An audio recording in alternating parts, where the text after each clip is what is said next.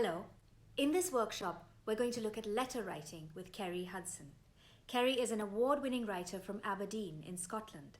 Her first novel, Tony Hogan Bought Me an Ice Cream Float Before He Stole My Ma, was published in 2012 and was the winner of the Scottish First Book Award. Her first work of non-fiction, Lowborn, was published in 2019. In her work, Kerry explores what it means to grow up marginalized and in poverty, and what it means to be a woman today. Over to you, Kerry.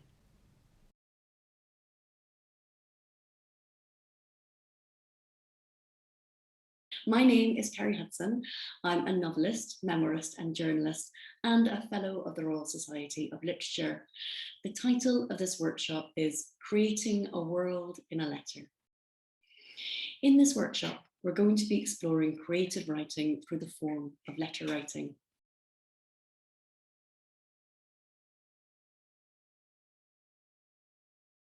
I feel it's incredibly important as an author to create a sense of intimacy with the reader.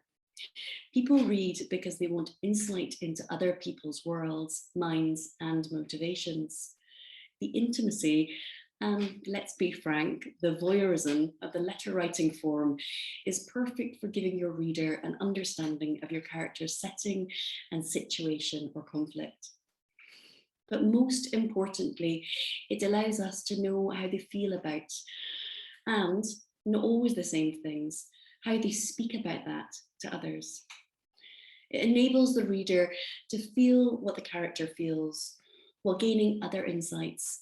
And this is incredibly powerful for building an emotional core to writing, as well as creating a structural narrative around that. When I was starting out, I was usually writing about my own lived experience. Much of this was funny or absurd, but a lot of it was about the harder things I had faced: homelessness, domestic abuse, poverty, and sexual assault. I understandably found it very difficult to consider mining such life-altering incidents for other people to read. But I also knew that this was what I needed to write about, that I had things I needed to say. Still, I frequently found myself stuck. That was when I started writing letters. I wrote letters to my adult self from my younger self. I wrote letters to my younger self from my 30-year-old self, to my mother, to my father, to the neighbours who must have heard shouting but never knocked on the door, and to my teachers and librarians who were kind and gave me a way out of that difficulty. By writing those letters, none of which made it into the books themselves, I was able to understand what I was writing and why. I was able to access the real essence of my feelings, of who I was then and in the present, of what the situation was to me subjectively, but also more objectively in a wider context of politics, society, and era. There, I started building the blocks of most of the writing I do, which reflects on what it means to grow up poor, to be a woman, to be marginalised from an early age. Letter writing allows you to flex so many creative writing muscles, but I think the key ones that are most prominent in this form are the following. Characters. There is the person writing the letter, the you, perhaps, as a character, for we are always making decisions about how we'll present and curate a character, even when it's ourselves. The recipient or recipients of the letter, plus whoever might be described within the letter. Because letters are economic in their very nature, we are forced to find out details to characterize them in 1 or 2 lines. For instance, you remember Doug, always cheated at card games, even with his 6-year-old stepdaughter. You know his favourite saying was, never give a sucker an even break. Other ways you can characterize is by the language people use, describing what they wear, what objects they have around them, and how people interact or respond to them as individuals. Just a well-chosen sentence or two can really inform the reader about the sort of person that they are. The next aspect of letter writing that is enormously helping in wider writing is setting. In the same way characters will need to be described in a few lines, you'll also need to create some sense of the quote unquote setting of your letter. Here I'm using setting as a term not just for the country or the place that letter happens, but also the era, the time of day, maybe even the political context, if that is important for the reader to understand. For instance, I could write, I'm still in the homeless hostel. It's okay as they go. It smells a bit better than the last one at least. There's a video player in the common room, but the showers are 20p a go and the bin men are still on strike, so now there's rats running around a mountain of rubbish in the front yard. Something else to thank Thatcher for.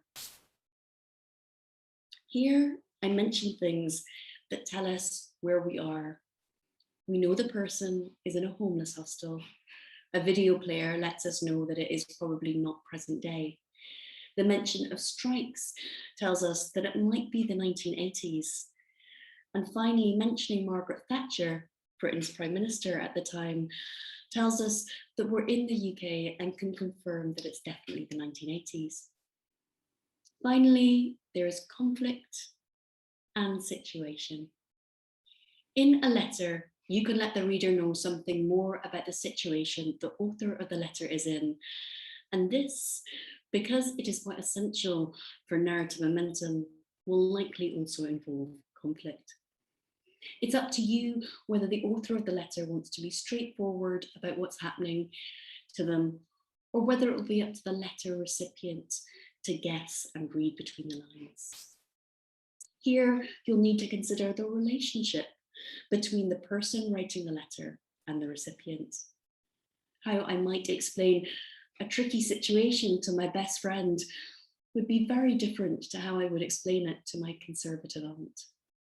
For instance, to a best friend, I might say, I mean, you just don't know, do you? Is £100 worth my kneecaps or just a punch or two? Maybe he'll just rip my place, but what's that good to him? Maybe it's not about money at all. I think Doug just likes that sort of thing, to be honest. And yes, thank you. I'm well aware if I knew that, I shouldn't have taken the cash. Now, if I was writing the same letter to my aunt, trying to skirt around that situation, I might say,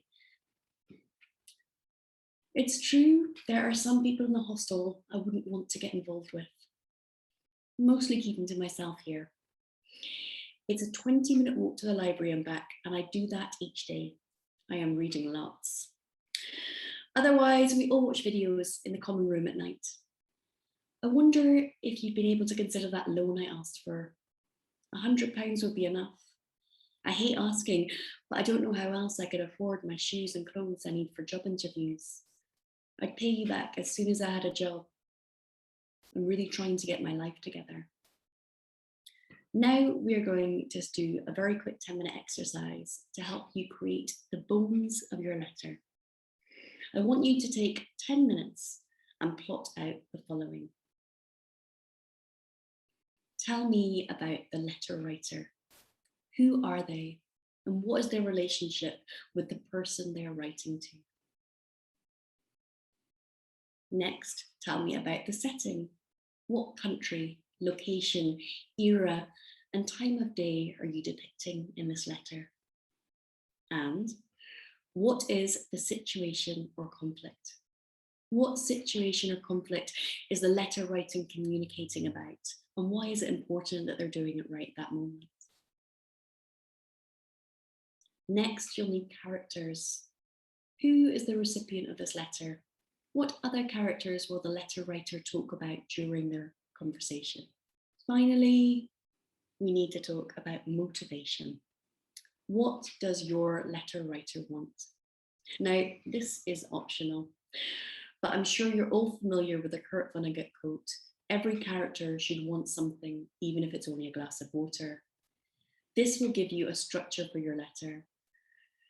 How will they gear up to asking for that thing they want? How will they ask? Overtly or without ever saying the words? Do they close the letter expecting the person to give them what they want or not? Now, once you've written down all of those ingredients, you have the structure or the bones of your letter.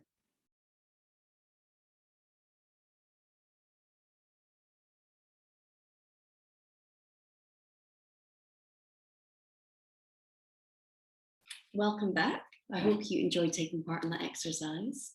Maybe you could share some examples of that with the rest of your group or whomever you live with if you're doing this from home. With the exercise above, you now have all the ingredients you need to play with. At home, allow yourself the time to experiment with these ingredients by writing them in the format of a more formal written letter, then an email. This will be a subtle change, but there is a difference in the way we communicate by letter and email. And then finally, in a series of SMS messages. As you do this, you'll see that you have to hone the character, setting, and situation down further and further till you get to the essence of these aspects. This is hugely helpful for essay writing. Even in nonfiction, we need to feel we know the characters. We need to understand and ideally be able to conjure the setting. We need to understand not just the situation or conflict outlined, but also what the author's point of view is, and ultimately what they are trying to convince us of.